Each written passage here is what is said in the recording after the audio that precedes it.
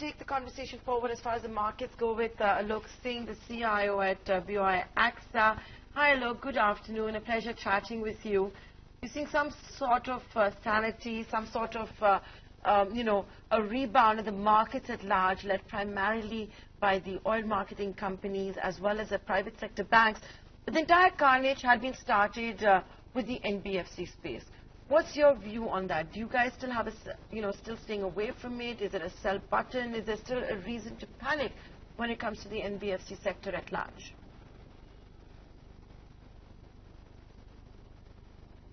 So, well, the concerns around NBFCs still remain because it is this sector always have a leveraged balance sheet.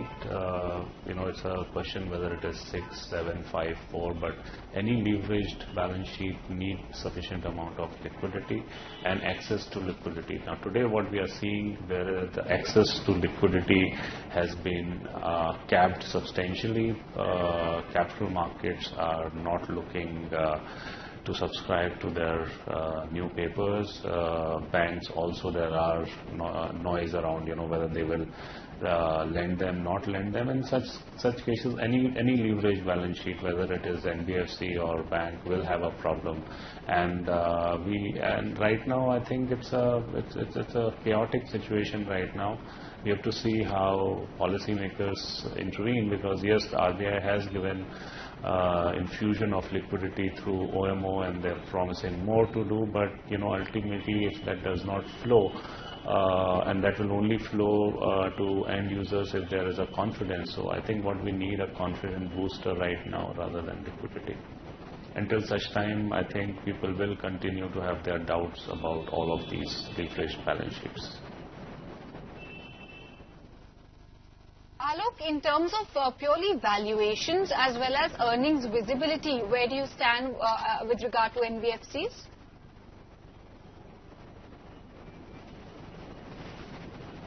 So, well, if you look at for the last quarter, I think they all should be reasonably well in terms of earnings. But I think going forward is what is concerning the market, because it is not that everyone is over leveraged. If you're in a lending business, if you are not leveraged 4 or 5 times, you will never have a decent ROE. So for that reason, you have to have some amount of leverage. But then, if a new ALM picture comes out, which RBI hinted in last policy, one need to look at it, how it impacts the net interest margin, the growth. So I think there is lot amount of question marks which are there. So it is very difficult to extrapolate earnings going forward.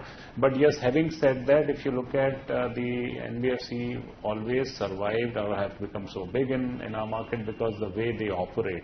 So it is not that the banks had a disadvantage. Banks were always low cost lender compared to most of these NBFCs, but because of the operating models, that was the difference. So if you look at today, the housing finance companies, there are most of the large books are with NBFCs. If you look at the gold finance, it is with NBFCs. If you look at commercial vehicle, it is with NBFC. So somewhere they have got their models right, but I think which banks never were able to capture that despite having the low cost.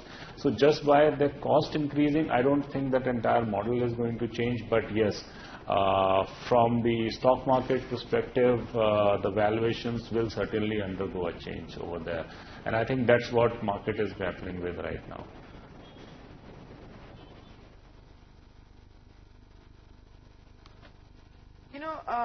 Just hang in there, Karuna. Just look at what's happening in the markets. We've suddenly gone into the red, and it just happened in the last few minutes, while in fact Alok was talking as well. I did point out how certain stocks are going under pressure. You've also seen the rupee breach 74 in the last couple of minutes. Maybe that's the reason, Karuna, why we're seeing Mint Street once again dictate terms of the Lal Street. That's right, that's right. In fact, let's also highlight some of the top losers at this point of time, which are putting pressure on the markets. We, of course, know for a fact that the broader end of the markets was already bleeding big time. It slipped further below, in fact. Small cap index is tanking more than 2% as we speak. Mid cap index also 1.5% down for that. Let's go across to Alok once again to chat about what's going on in the market on the Lal Street as well as Mint Street. Alok, when a market is so volatile and so, uncertain at this point of time, what would be a prudent strategy to, approach the market, especially for those who are just starting out with investments?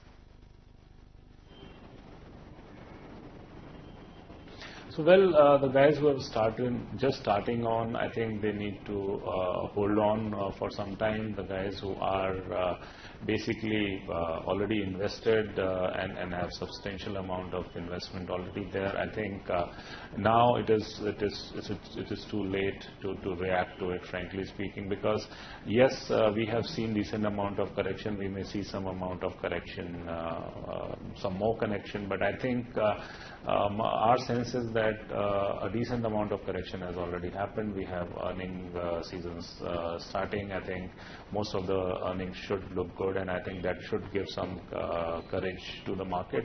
But right now, I think more than the levels, right now the market is looking for confidence. There is a complete shake of confidence which is there in the market, and it is a domino effect which is happening, and typically in a domino effect or in a chain reaction you need a very strong catalyst to stop and reverse it, and right now market is not able to find out, and frankly speaking what that could be, is it a government announcement or something, resolution of ILFS in a much way, oil, currency, I don't know, but there has to be some strong catalyst, and till market does not find, you will see these sideways, up, down kind of a thing. But yes, having said that, substantial portion of current correction is already behind us.